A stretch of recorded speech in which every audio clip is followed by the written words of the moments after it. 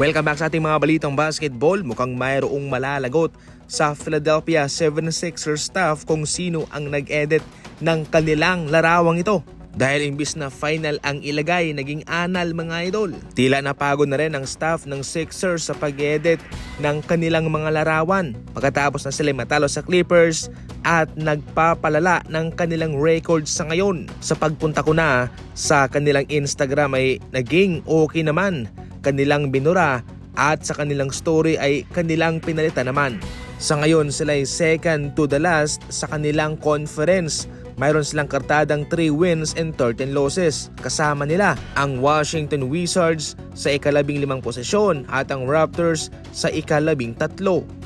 Nag-alboroto naman si Coach Mike Brown ng Sacramento Kings pagkatapos na hindi daw tawagan ng foul ang kanyang manlalaro.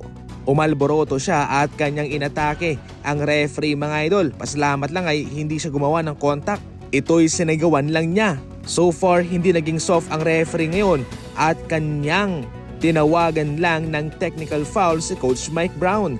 Ayon sa isang panayam pagkatapos ng kanilang laban mga idol, sinabi mismo ni Coach Mike Brown na ipinapakita niya sa kanyang mga manlalaro na maging siya man ay gustong ipaglaban sila at sana ganun rin sila sa kanilang laban. Umepekto naman yon dahil ginanahan at nagkaroon ng enerhiya ang kanyang mga manlalaro. Kaso sa huli, bigo pa rin silang matalo ang Brooklyn Nets.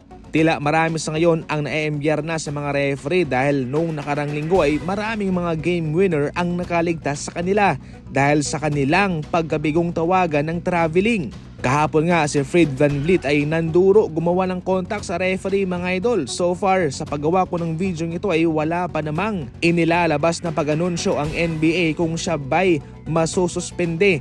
Dahil kapag mayroon kang contact sa referee, hinawakan mo, nanduro ka kung ano-ano, automatic 1 game suspension yun at walang bayad.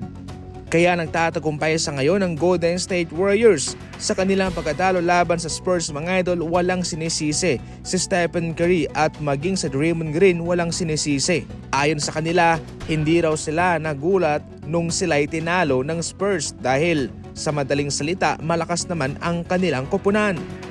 Maganda itong ginagawa ng Golden State mga idol na imbis na sila'y mangsisi sa kanilang kasama, sa kanilang coach at kung sa sino pa, kanilang tinatanggap ng buong puso ang kanilang pagkatalo at nagmo-move on sila. Sa ngayon, number 1 pa rin sila sa Western Conference at ayon naman sa datos galing sa NBA, ang Golden State Warriors lang daw ang tanging team sa NBA na pasok sa top 5 na pang-5 sa offensive efficiency at pang-apat naman sa defensive efficiency. Kabilang din yan sa mga rason kung bakit number 1 sila ngayon, yung kanilang consistency sa opensa at sa depensa. Yan lang muna sa ngayon ang ating mga balitang basketball. And as always, thank you for watching.